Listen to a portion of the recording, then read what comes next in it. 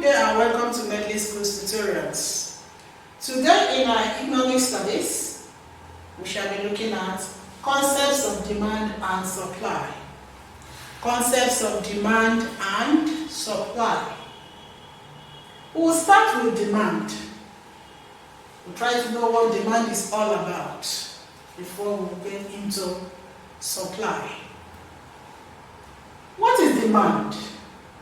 Demand is the quantity of a good or a service which a consumer is willing and is also able to pay for.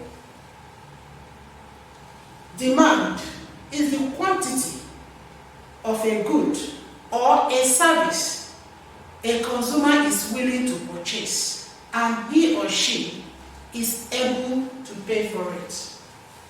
We said this is the quantity of a good or service which consumers are willing to purchase at any given price at a given time. The consumer here can be an individual, it can be an organization, it can even be government.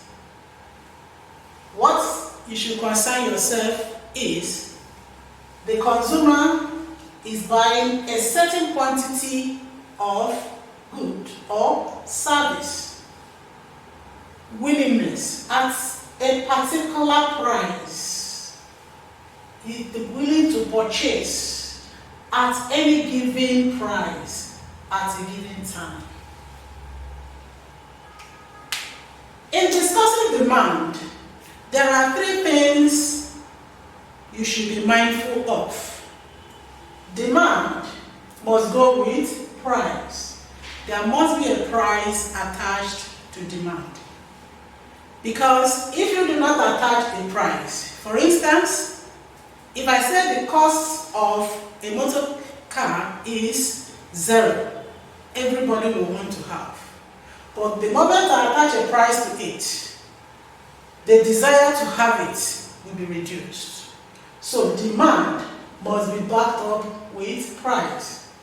You cannot discuss demand without talking about price. Another thing to talk about when you're discussing demand is the quantity of a good to buy. The quantity.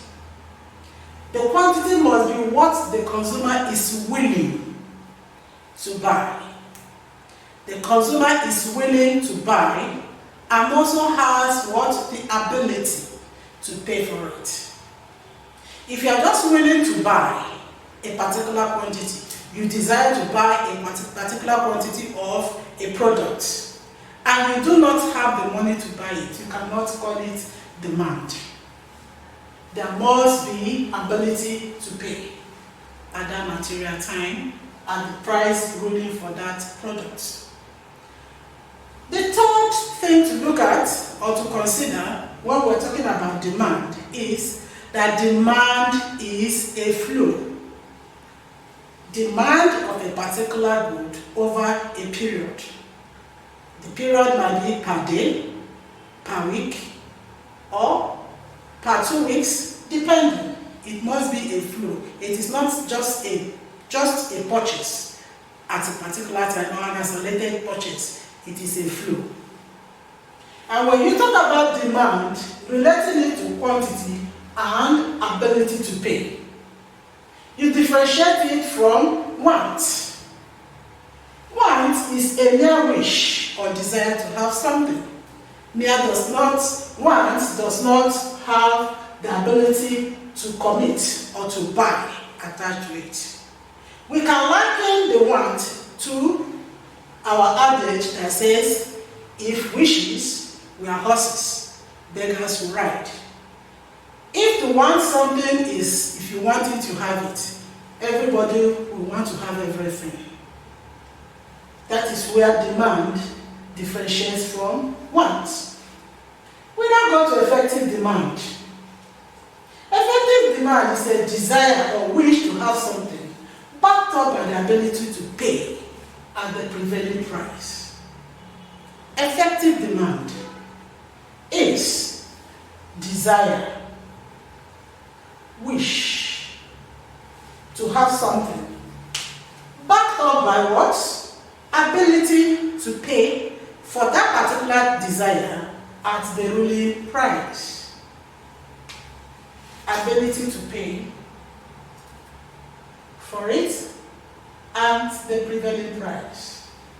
So when we talk about demand in economics, we're talking about what? Effective demand, which is desire or wish to have something backed up by your ability to pay for that particular desire at the prevailing price. We have demand schedules. What is a demand schedule? A demand schedule is a table or a list showing the quantity of a good or service that will be bought at various price levels, assuming all other factors affecting demand remain constant. Demand schedule is a table showing the list of things or the quantity of goods or service that somebody is willing to buy at various price levels, assuming all other conditions or factors affecting demand remain constant. We have individual demand schedule, we have individuals demand schedule, we have market demand schedule.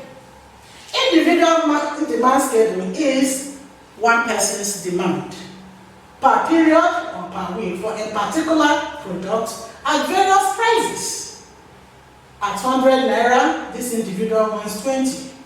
At 300 naira, this individual wants 12.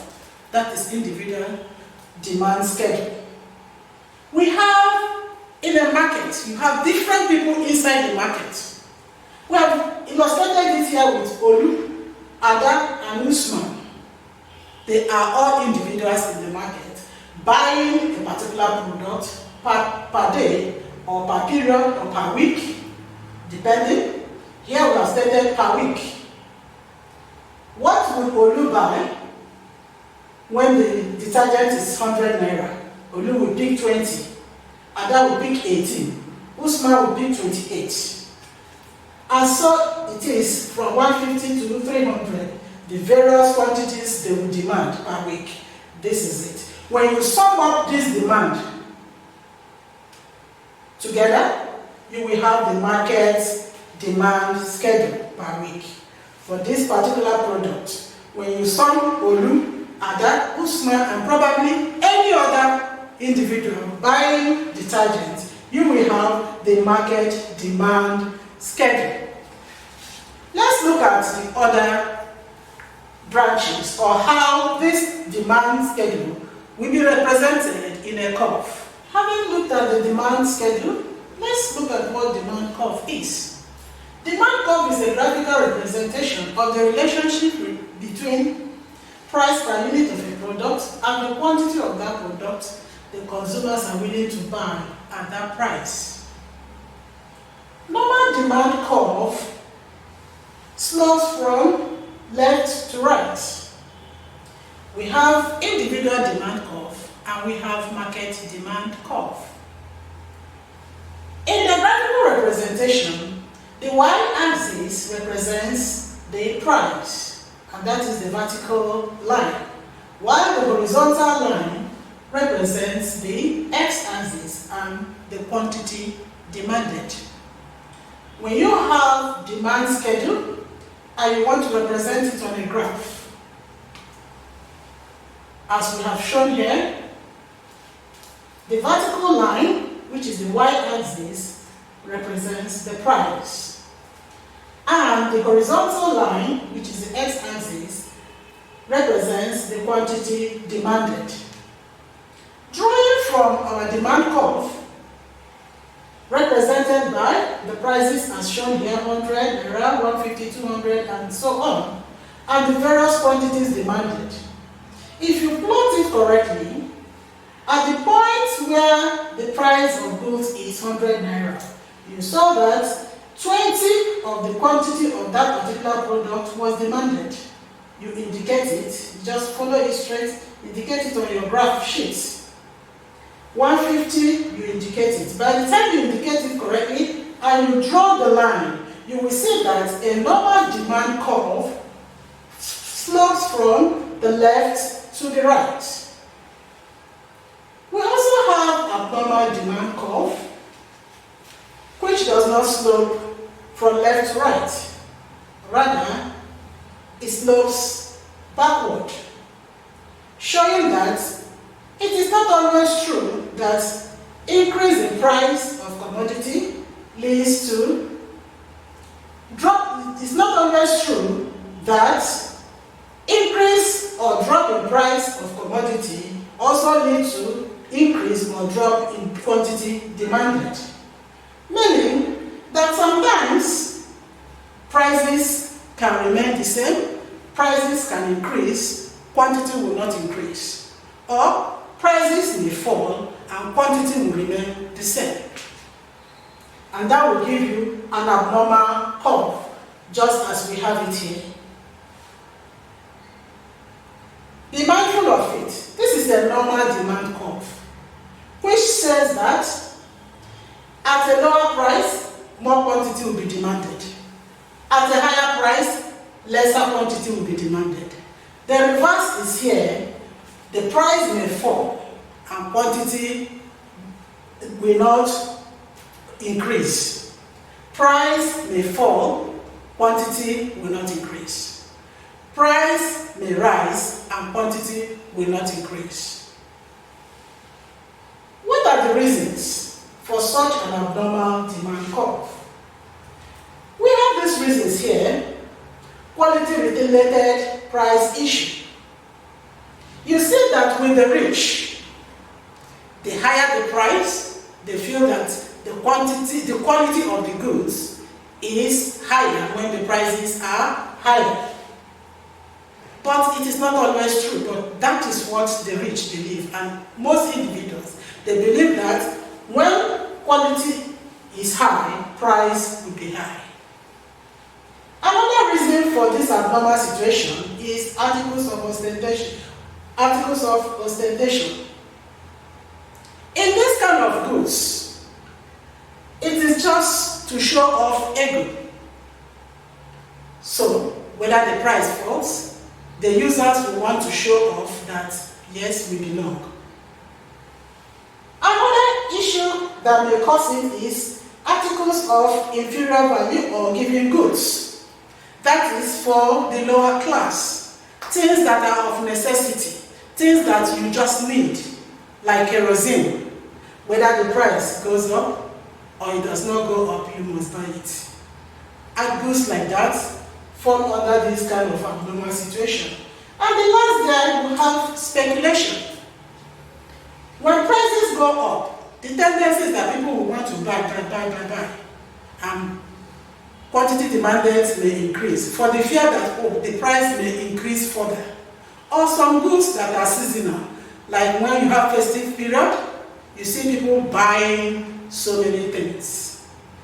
Now, having gone this far, we would want you to do what? Practice on how to draw the two graphs and also try to define what effective demand is. Thank you for watching. See you in the next video.